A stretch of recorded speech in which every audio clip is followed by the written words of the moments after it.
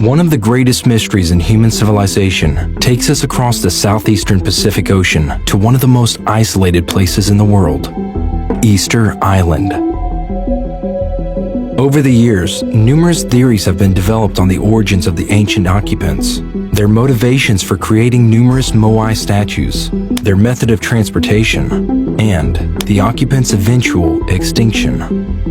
Despite extensive scientific study and examination over the past few years, there are still many things we don't understand. Today, we're looking at the mystery of Easter Island.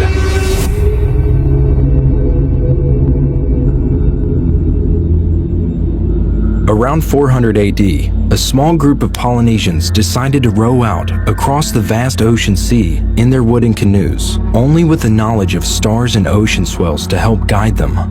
Why these people left their native home and for what reasons remains a mystery. Eventually, they landed on a remote island that they come to call Rapa Nui. When the Europeans later discovered the island in 1772, it was then named what we call today Easter Island. The Rapa Nui people of Easter Island constructed a group of enormous monolithic statues known as the Moai. The statues' heads are abnormally large, often taking up virtually the entire body. They were constructed between the years 400 and 1500 AD. Each Moai varies greatly in size, but they're typically 13 feet tall and weigh 13 tons. However, some are far larger, with the biggest standing 33 feet tall and weighing 82 tons.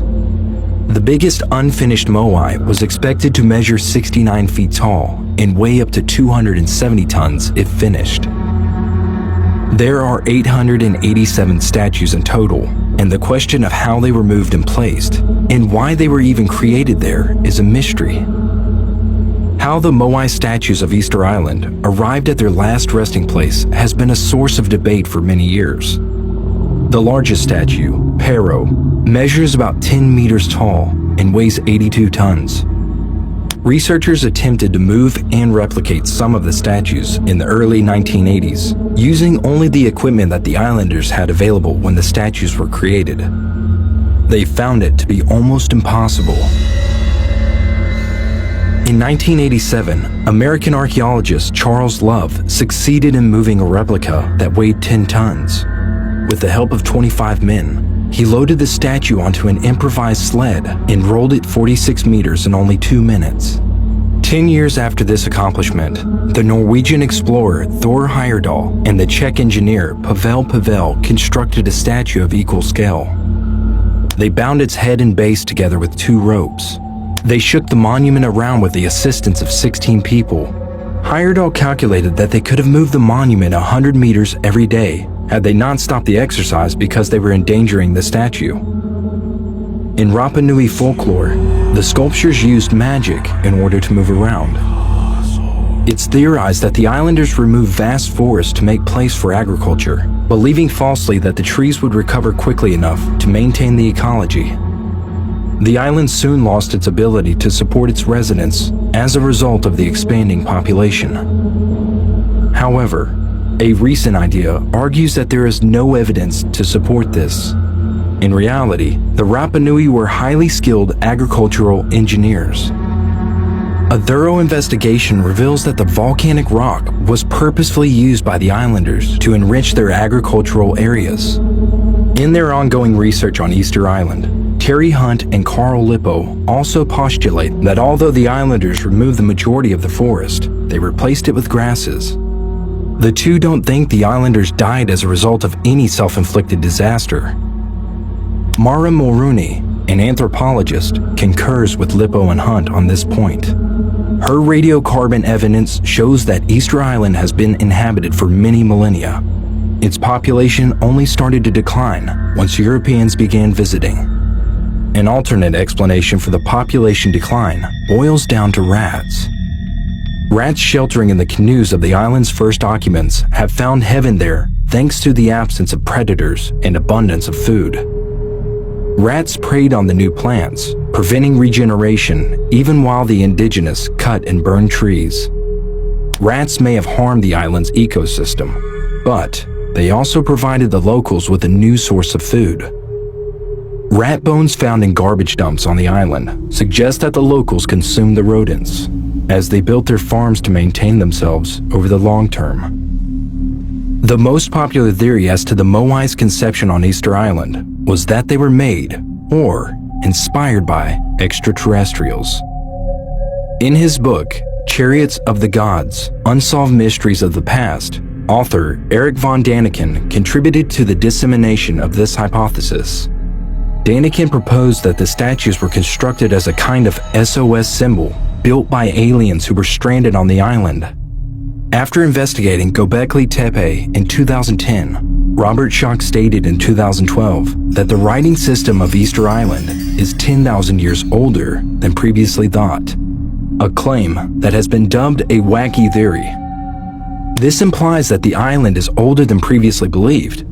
The lack of residential or agricultural evidence at the site suggests that it may have been constructed primarily to host religious events. Schoch asserts that the Giza Sphinx was actually constructed between 5000 and 7000 BC, contradicting the generally accepted date for its construction. This assertion is totally unfounded. There is no proof that any civilization existed or conducted business in the Giza region around 7000 BC. Schoch contends that hunter-gatherers constructed both the Sphinx and Göbekli Tepe because of the similarity in the hands and figure styles. Schoch claims that the Göbekli Tepe pillars and the Moai statues on Easter Island are nearly identical. He ignores that the two ancient locations are 12,000 years apart and that the Turkish pillar figures are small and lack a head, but the heads on Easter Island are huge.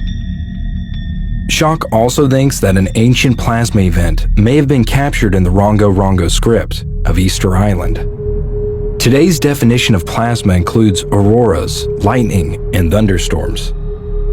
The movement of the Moai around the island was the subject of a 50-year-old idea that was disproved by archaeologists in 2010. According to their findings, this hypothesis, put forth by Thor Heyerdahl in 1958, contends that the island's historic highways served as the primary means of transportation for its inhabitants. As proof, Moai that may have been abandoned during transit for unclear reasons were discovered lying face down or on their backs close to these routes. Heyerdahl refuted the 1914 theory put out by British archaeologist Kathleen Routledge, according to which the roadways were constructed for ceremonial purposes. Recent research reveals Routledge was right all along. It would have been quite challenging to move huge statues over the concave roadways. As time went on, the fallen statues simply lost their balance and fell from where they were. All paths led to the dormant volcano, Rano Raraku, according to the most recent archaeological team. This indicates that the volcano was probably considered to be the island's major or sacred center. The skulls discovered on Easter Island were long and narrow, according to the book Cranial and Postcranial Skeletal Remains from Easter Island by author Rupert Ivan Murrell.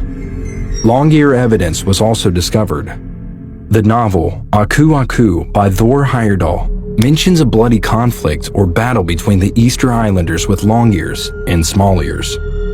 According to the legend, the island's original inhabitants, the long-eared people, constructed a canal and filled it with brushwood around 1675.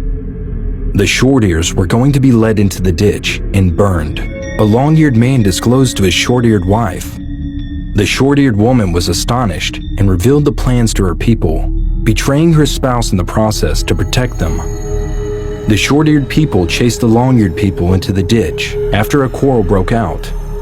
Then, they set them on fire, including the women and kids. There were only 2 long ears left, and they hid in a nearby cave. One of the long ear survivors was the sole survivor after the short ears chased them and killed one of them. The long ears, who Heyerdahl identified as Peruvians, would predate the short ears, who were believed to be Polynesians. There are some doubts about the veracity of the story because Captain James Cook spotted many people with long earlobes on Easter Island between 1772 and 1775. The enormous stone heads were discovered to be joined to stone bodies that were buried torso deep in the ground in 2011 by scientists excavating around the Moai sculptures on the island. The latest dig discovered statues that were 7 meters tall. Petroglyphs which have not yet been deciphered were seen on the torso's bodies. Ropes linking a statue to a tree trunk in a deep trench were among the intriguing discoveries confirmed by the project director, Joanne von Tilburg. According to her, the Rapa Nui people pulled the statue to its upright position using the ropes and trunk. The petroglyphs were cut into the statue's front before they accomplished this. Later, they added to the back's carving. Red pigment found in a burial pit was another remarkable find. Von Tilburg is certain that the inhabitants painted the Moai with the same pigment they used to paint themselves for rites and rituals. She also thinks that the presence of human bones proves that humans were interred nearby the statues, and the red color was employed as part of a burial ritual by the ancient priest. There will always be conspiracy and mystery surrounding Easter Island, from being naturally buried and then rediscovered by human archaeologists to them being a base for aliens. It's difficult to believe that any culture, regardless of how advanced at the time, could be so precise and then so mobile. Which is the problem with something like these enormous Moai statues. They are so incredible that they seem like natural constructions beyond the timeline in which they were built.